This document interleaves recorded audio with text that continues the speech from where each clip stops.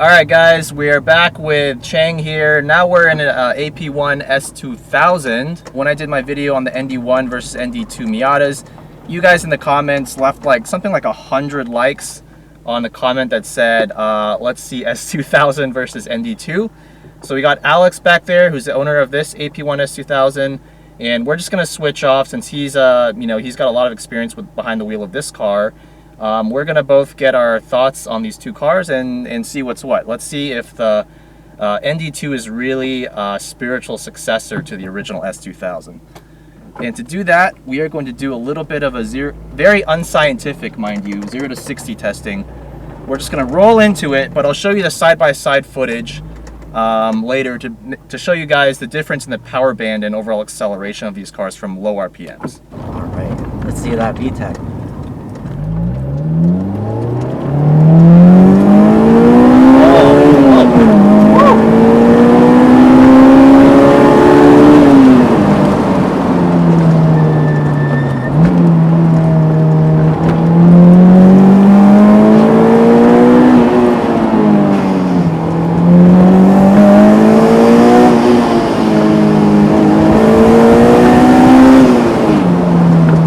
Love that 9,000 RPM red line. Yep, that's crazy.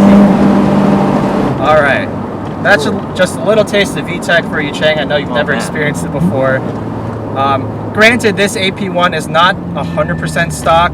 It's got the AP2 wheels on it, which are a little bit wider, and it's got Fujitsu Legalis R exhaust and a test pipe. Maybe we're making like an extra 3 to 5 horsepower, but really it's negligible because this car is not tuned, so the exhaust is really just there for the sound. But I think the main thing with this car, since it is an AP1, the experience is all about that engine, at least when you're driving it on the street. 9,000 RPMs, it makes pretty much all of its power between 6,000 RPMs when VTEC first kicks in, and then it pulls hard all the way to the 9,000 RPM red line. When I drove your Miata last time, it had more of a high RPM feeling power band compared to the ND1, of course, but I don't know, compared to this thing, we'll have to see when we hop in your car. All right. I really don't think it's going to live up to the same high-strung, just overall sensation of revving the engine out that the AP1 gives you. Maybe an AP2 would be a slightly closer comparison. It's a little bit more of a toned-down engine. But yeah, I think the expression on your face kind of showed it all, because you've never experienced that in your car before, have you? Yeah. Especially like at like higher RPMs when that spike happens, then it's just like, wow, oh man. It's a big difference. Mm-hmm. It's not a very appealing way to build an engine for most consumers nowadays, because yes, you can get a lot of horsepower per liter by building a very high-strung engine, but you're going to get pretty bad fuel economy. The car's going to feel slow at low RPMs, which is how most people drive their cars around daily.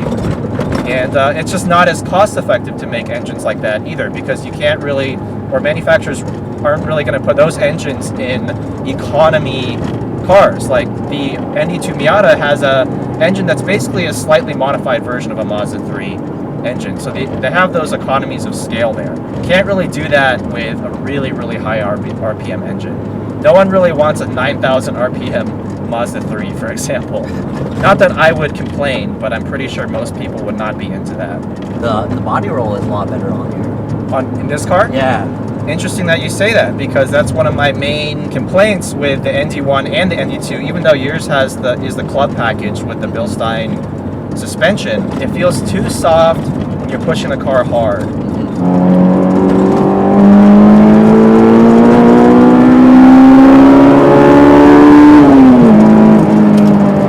I mean, again, this car is not fast by any means, especially by today's standards, but just the experience of driving it, listening to that engine note, the amazing shifter, which in my opinion is still the most mechanical feeling OEM shifter out of any car I've ever driven. Even though the Miata is probably one of the best shifters on the market today, this one still hands down a little bit better. But if I did have to comment on one thing that makes the Miata a little bit more enjoyable on a road like this, I mean, I don't know if you can hear this right now, but this car is full of squeaks and rattles. It only has 69,000 miles, So it's not, you know, extremely high mileage, but even the lower mileage examples of this car are just, they're not built the best, I have to say. You can try to chase down those squeaks and rattles for years, trying to put foam or weather stripping all over the car to make it a little bit more tame, but trust me, it's a fruitless endeavor to try to make this thing a luxury car. And that's where the Miata, while it is definitely still not the most comfortable car to drive in the world, it is definitely a notch or two above this one out of the box.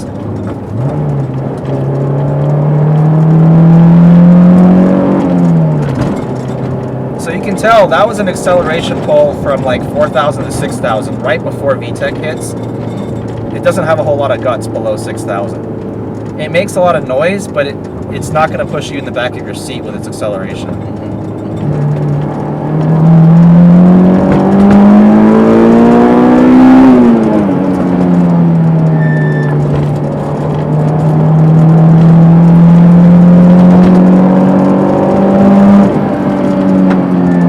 Still out of the VTEC zone, so there's not much power when I put my foot down.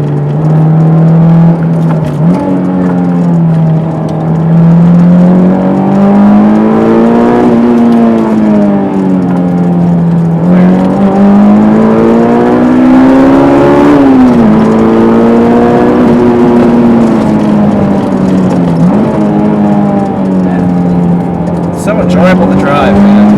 Yeah. I hope it's fun as a passenger. It is pretty fun.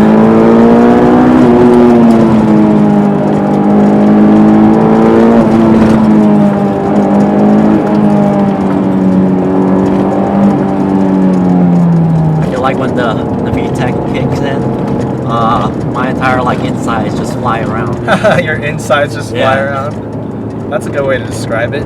Many of you guys know that, you know, I have a 2002 S2000 just like this one, so it's an AP1, but I had an AP2 engine swapped into it. Coming back to this AP1 motor with the smaller displacement, with a higher redline, it really is more of the essence of, in my opinion, what an S2000 is really supposed to be. Granted, I think the AP2 motor is pretty much better in every way objectively. It's better on the track, you have a wider torque band, you still have more than enough revs to play with.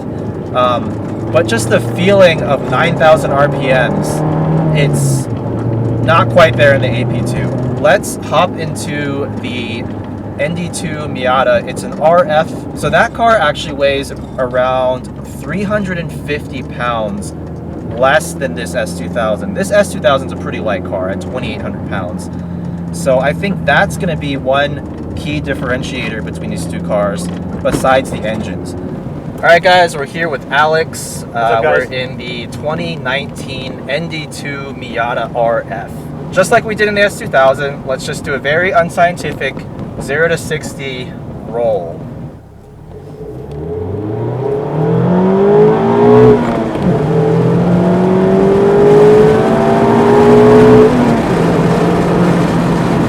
All right.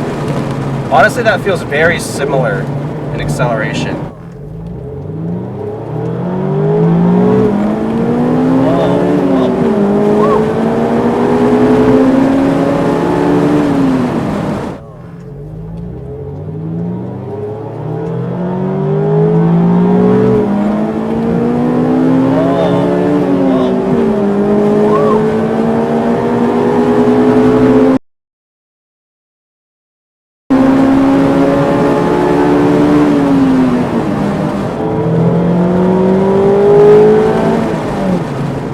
This is geared shorter though, and there's definitely more mid-range torque. Like I can keep it at 4,000 RPMs all day long and not feel like I have to shift up.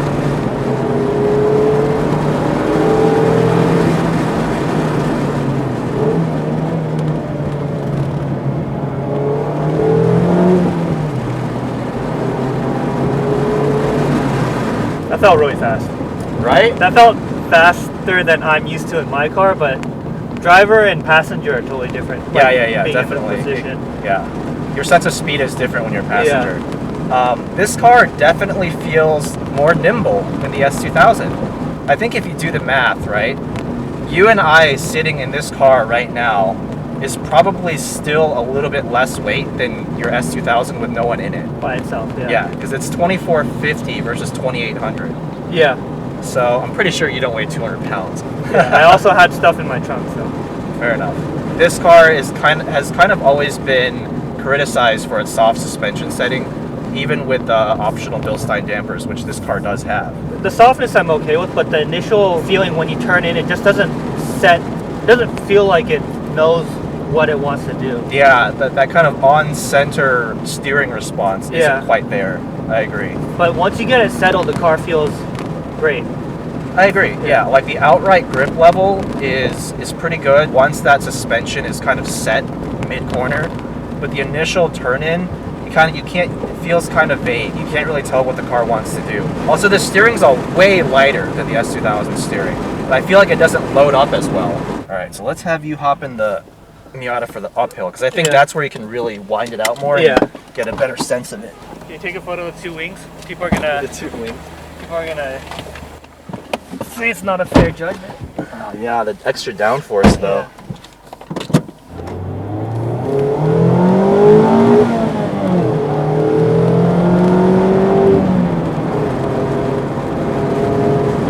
The throttle feels like it's a lot more linear than S2000, of course. Right. It just feels like every little millimeter I get more out of the car. You get more out of it, yeah. Yeah, but also the lightness too. The lightness of the car goes a long way. I mean, 350 pounds is a big difference. The mid-range torque, if you compare that to an AP1 S2000, you get peak torque in that thing at what, like 6,000 once VTEC hits. Yeah. So that's effectively almost 3,000 RPMs higher before you get the peak torque. I feel for the S2000 because I did track my AP1 quite a bit. Back when it had the original AP1 motor, I did wish it had shorter gearing because I would find myself falling out of VTEC too often. And in an AP1, the moment you fall out of VTEC, it's like game over. Yeah. The AP2, at least you can kind of get away with it. The shifter in the ND Miata definitely requires a lot less effort. A lot less effort, it's lighter, and you're a lot less likely to miss-shift. Many people, I mean, you've included, have misshifted S2000. Oh yeah, money shifting is a common occurrence in those cars. Just feels so light, even from the passenger seat. It feels lighter than an S2000. There you go. And it's still got that zingy high RPM feel. Yeah, but right there, you could tell like it was bouncing around a little bit. Yeah. It felt like it didn't even want to set. That's right, in the corner, but like even small bumps mid-corner will make the car pitch and roll. Yeah. Super easy to heel toe, right? Yeah.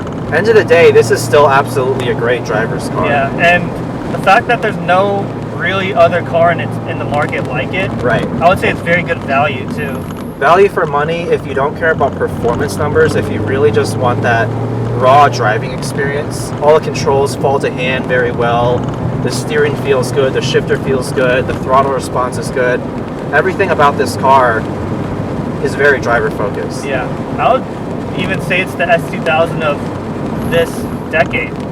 Yeah, I mean, I guess that's kind of the point of this video because people asked to see this comparison. Yeah. It's crazy how we're comparing it to a 20-year-old car now, but exactly. Yeah, your car is a 2002, but really it's based on a 1999 design. Yeah. So literally 20 years.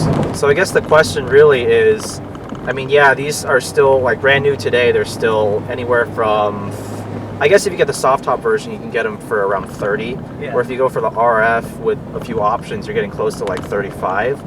But let's just say in like a year or two's time, right? Would you rather get, let's say the soft top club version, say 25 grand or something? Yeah, with some miles on it. Is that a better value for money if you care about driving? Especially since S2000s are staying about the same. Exactly. Good. Yeah, it's not 25K, let's say, for a really clean AP2. I know we use an AP1 in this video. An AP2 is essentially, you can think about it as the AP1, but like 10% more in the direction of this car. A little bit more torque, a little bit softer suspension, a little bit more livable on a daily basis. So what would you rather pick? I mean, you guys let us know in the comments. You used to be an RX-8 owner, so you're not really I'm a big Mazda fan, if anything, but right. I think it'd have to depend. If I were to do it again, it would all depend on whether the car is going to be my daily or not. That's a good point. I got this S2000 about a year ago, and honestly, when I had to daily it, I thought about selling it every day. Because you hated it so much, much, I hated right? dailying it. It's so rattly in there. Yeah, exactly. I got a daily, and now I can just truly enjoy my car. So Right. if I had to daily, the car, I'd probably choose the Miata or the MX-5. Yeah. Splitting hairs. You're splitting hairs. I mean, you really can't go wrong with either car. And even though the Miata is obviously way newer, you can get it with a factory warranty. In my opinion, I was telling Chang earlier, I think the warranty thing is almost a wash, because the S2000, as long as you get a nice one for 25 grand, it should have pretty low miles. It should have no issues. End of the day, really it is a Honda. Yeah. Very reliable car, especially AP2. Yeah. You know, people are just going to ask you to do AP2 versus ND2 next, right? If you guys ask me to do that, I'm sorry. I cannot do any more S2000 reviews. I feel like I've overdone it at this point. I've already overdone it as of like a year ago. It ended up being you and me doing S2000 versus Miata again, because I think a few years back we did the ND1 when it came out versus your girlfriend's AP2. Yeah. And surprised you didn't ask for that one. I was like, oh, you wanted my car. I wanted the true, essence of S2000, which in my heart is always going to be AP1. Could have said the CR, but I mean, I'm glad you chose mine, and not even regular AP1, just mine. Just yours. Totally understand. All right, guys. Hope you guys enjoyed that video. Thank you to Alex and to Chang over here off camera for lending me the keys to their cars yet again. Let me know what you guys want to see next, and I'll see you next time.